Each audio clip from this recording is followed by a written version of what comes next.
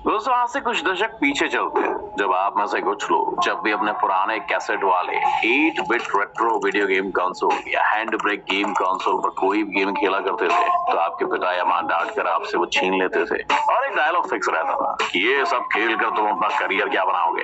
वैसे मजे की बात तो ये भी है कि अगर हम आपको इन बताए गए कंसोल्स की तस्वीर दिखाते तो आप शायद इन्हें नाम से भी नहीं पहचान पाते। पर अब मुद्दे की बात पर आए तो समय के साथ साथ जैसे हम सबकी जिंदगी बदली है वैसे गेमिंग इंडस्ट्री में हमारे देश में काफी बदली है और ये बात तो खुद भारत के सबसे अमीर लोगों की लिस्ट में दूसरे नंबर पर आने वाले मुकेश अंबानी और हमारे देश के प्रधानमंत्री नरेंद्र मोदी भी कह चुके हैं कि आने वाले समय में गेमिंग इंडस्ट्री भारत की सबसे बड़ी इंडस्ट्री बनने का पोटेंशियल रखती है।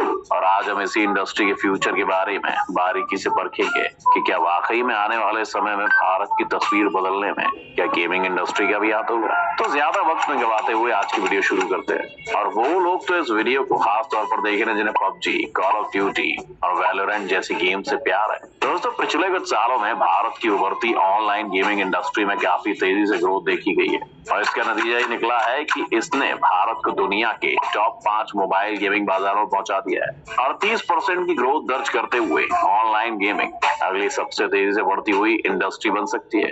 टैक्स और अकाउंटिंग से जुड़ी लीडिंग इंटरनेशनल ऑर्गेनाइजेशन KPMG के एक एनालिसिस के मुताबिक आज के समय में भारत में 400 से ज्यादा गेमिंग कंपनीज हैं और ये 420 मिलियन ऑनलाइन गेमर्स का घर बन चुकी हैं। इसमें गौर करने वाली बात यह है कि चीन के बाद अब हम इस लिस्ट में दूसरी जगह पर आते हैं जहां 2020 में भारतीय गेमिंग बाजार की वैल्यू $1.02 बिलियन बताई गई थी। वहीं 2026 तक इसके $4.88 बिलियन तक पहुंचने की उम्मीद है। यानी कि फॉरकास्ट पीरियड 2021 से 2026 में लगभग 20.83% की एनुअल ग्रोथ रेट के साथ बड़ा उछाल लेगी। ऐसे में कोई शक नहीं है कि दुनिया की सबसे बड़ी यूथ पॉपुलेशन में से एक के साथ भारत की गेमिंग इंडस्ट्री के दुनिया के लीडिंग बाजार में से एक बनने की उम्मीद है। High usability, revenue making technology और नए गेमिंग जॉनर्स की शुरुआत के साथ साथ देश में बढ़ती यूथ जनरेशन और स्मार्टफोन्स और टैबलेट्स यूजर्स की तेजी से बढ़ती जनसंख्या भी मेजर रूप से इस इंडस्ट्री के फ्यूचर में बड़ा रोल निभाने वाले हैं। अब अगर बात एंड्रॉइड यूजर्स की करें तो देश में यूजर बेस का मेजर हिस्सा होने के कारण ये गेमिंग बाजार में भी एक महत्वपूर्ण हिस्सेदारी रखते हैं। कई स्टडीज के मुताबिक देश में स्मार्टफोन यूजर बेस 2022 के अंत तक लगभग 800 मिलियन का आंकड़ा पार करने की उम्मीद है जो एक्सपोनेंशियल रेट से बढ़ रहा है, जिसमें प्रमुख ब्रांड जैसे Xiaomi, Realme, OnePlus और Samsung मेजर हिस्सेदारी की कमान संभाल रहे हैं। बाजार का एक अन्य प्रमुख ट्रेंड ये है कि ये विक्रेता एंड्रॉइड ऑपरेटिंग सिस्टम के साथ स्मार्टफोन पेश करते हैं। इस तरह से एंड्रॉइड की पॉपुलैरिटी लगातार बढ़ती जा रही है। वैसे अगर गेमर्स के डेटा पर नजर डालें तो ऑनलाइन गेमर्स की कुल संख्या 2020 में 360 मिलियन से 8% बढ़कर 2021 में 390 मिलियन हो गई थी। EY और FICCI की रिपोर्ट के आंकड़ों से पता चलता है कि गेमर्स की संख्या 2023 तक 450 मिलियन को पार करने की उम्मीद है। इस डेटा को ध्यान में रखकर गेम डेवलपर्स भी इन सभी गेमर्स के एक्सपीरियंस को बढ़ाने के लिए लगातार कोशिश कर रहे हैं और इसी के साथ डिफरेंट कंसोल्स और प्लेटफॉर्म्स जैसे कि PlayStation, Xbox, Nintendo, Steam Deck और Windows PC के लिए नए गेम्स लॉन्च कर रहे हैं जो गेमर्स को इन डिवाइसेस के जरिए इन सभी लोगों तक पहुंचाए जाते हैं। गेमिंग के शौकीन लोगों ने इन सभी कंसोल्स की डेवलपमेंट को अपनी आंखों से डायरेक्टली या इनडायरेक्टली तो देखा ही होगा। अब इसी के जरिए हम आपको समझाते हैं कि कैसे सभी डेवलपर्स यूजर्स के एक्सपीरियंस को इम्प्रूव कर रहे हैं। इसको ट्रैक करने के लिए हम सोनी के PlayStation का एग्जांपल लेते हैं। 1994 में पहली बार PlayStation 1 मार्केट में उतरा था। इस एक कंसोल ने हमें सभी के गेमिंग एक्सपीरियंस को बदल कर रख दिया था। मारियो और एडवेंचर आइलैंड जैसे साइड स्क्रोलिंग गेम के बदले अब आपको फर्स्ट प्लेयर एक्सपीरियंस वाली गेम्स खेलने को मिली जैसे कि Resident Evil 2, Metal Gear Solid और ड्राइवर 2। अब समय बदला और इस एक्सपीरियंस से एक भी कदम पीछे ले जाना पॉसिबल नहीं था। तो इसको और भी बेहतर बनाने के लिए 6 साल बाद यानी साल 2000 में आया PlayStation 2। इस कंसोल ने ग्राफिक्स और गेम प्ले को एक अलग ही स्केल पर इम्प्रूव कर दिया था। अगर आपको कभी समय मिले तो दोनों के बीच की गेम प्ले में फर्क देखिएगा। PlayStation 1 के CD-ROM R3000 में जहां 33.88 mAh कैपेसिटी के साथ 2 MB रैम और 1 MB VRAM जैसे फीचर्स मिलते थे, वहीं नए अपडेट में सीधा जंप मार के MIPS R5900 इमोशन इंजन के साथ आने लगा जिसमें 294.912 MHz पावर और 32 MB की सिस्टम रैम और 4 MB की वीडियो रैम तक जा पहुंचा है। जिस इंसान को भी इसकी थोड़ी सी टेक्निकलिटीज के बारे में पता होगा ना, तो उसके लिए अपग्रेड समझना काफी आसान होगा। पर अब स्पेसिफिकेशन के बारे में ज्यादा बात ना करते हुए हम आपको सीधा ग्राफिक्स के बेसिस पर यूजर एक्सपीरियंस में आए चेंजेस को दिखाते हैं। आपके सामने इन दो इमेजेस में आप 2018 में आई गेम गॉड ऑफ वॉर को देख सकते हैं। आपके लेफ्ट में जो इमेज है वो PS4 की है, राइट में PS5 की।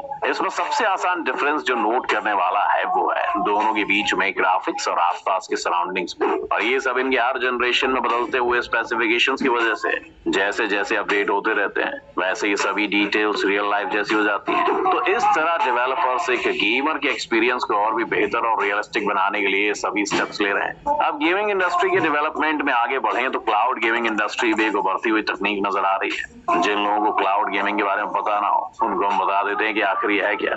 एक ऑनलाइन गेमिंग का टाइप है जिसकी मदद से प्लेयर्स उस गेम को अपने डिवाइस पर डायरेक्टली स्ट्रीम कर सकते हैं। ये यूजर्स को तेज नेटवर्क कनेक्टिविटी के साथ लैपटॉप, टैबलेट्स और मोबाइल जैसे हाथ से चलने वाले डिवाइसेस में हाई एंड गेम स्ट्रीम करने में फैसिलिटी देता है, जिससे लिमिटेड हार्डवेयर अपग्रेड की रिक्वायरमेंट खत्म हो जाती है। इस तरह के मेजर फैक्टर्स से बाजार की ग्रोथ पर पॉजिटिव इफेक्ट पड़ने की उम्मीद रहती है। इसी के साथ भारत में एक इंपॉर्टेंट चेंज जो गेमिंग इंडस्ट्री देख रही है वो ये है कि अब खेल के विकास पर बहुत ज्यादा ध्यान दिया जा रहा है। पिछले 2 से 3 सालों में 200 से ज्यादा गेम डेवलपमेंट कंपनीज खेल में अपनी इंटेलेक्चुअल प्रॉपर्टी यानी कि IP बनाने के लिए सामने आई है। कोविड-19 महामारी जिसका रिजल्ट लॉकडाउन था उसने भारत में ऑनलाइन गेमिंग को तेजी दी है। इस दौरान खेलों पर बिताया गया समय काफी बढ़ गया था क्योंकि वर्चुअल फील्ड के लिए सोशलाइजिंग, कनेक्टिंग और कंपटीशन करने के रास्ते बन गए। Broadcast Audience Research Council India BARC की रिपोर्ट के अनुसार भारत में पर वीक गेमिंग यूजर्स द्वारा बिताए गए एवरेज समय में महामारी के दौरान 44% की वृद्धि हुई।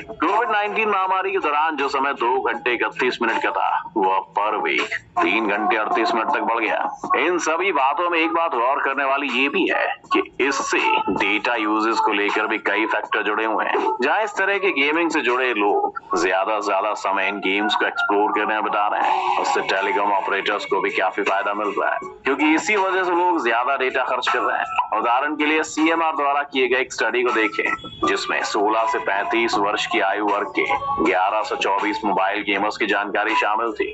उसमें उन्होंने पाया कि एक औसत व्यक्ति के फोन पर कम से कम 7 गेम होती हैं, जिनमें से 4 गेम गारंटीड खेली जाती है। अब अगर इसका इम्पैक्ट देखें तो अगस्त 2021 में पब्लिश्ड एक रिपोर्ट के मुताबिक 1,66,039 गेम पब्लिशर्स में से गूगल प्ले पर 5,283 से अधिक भारतीय पब्लिशर्स हैं। कुछ सबसे प्रमुख भारतीय प्रकाशक गेमिशन technologies private limited, words mobile, Moonton, Moonfrog, games2win.com है। कुल मिलाकर गूगल प्ले पर सभी गेम प्रकाशकों में से 3% भारत से हैं। ये एंड्रॉइड गेमिंग उद्योग में भारतीय खिलाड़ियों के बढ़ते स्टार को दिखाता है। इन सभी बातों को सुनकर आप समझ चुके होंगे कि गेमिंग इंडस्ट्री इस समय पर बूम कर रही है। अब अगर इस इंडस्ट्री के पॉजिटिव इम्पैक्ट को देखें तो इसकी वजह से कोई भी चाहे तो इस सेक्टर में अपना करियर बना सकता है और जरूरी नहीं कि आप इस इंडस्ट्री में सिर्फ एक गेमर बनकर सर्वाइव कर सकते हैं। इसके अलावा भी आप बहुत कुछ कर सकते हैं और अब तो सरकार भी इसे बढ़ावा देकर अपनी ओर से जरूरी मदद कर रही है।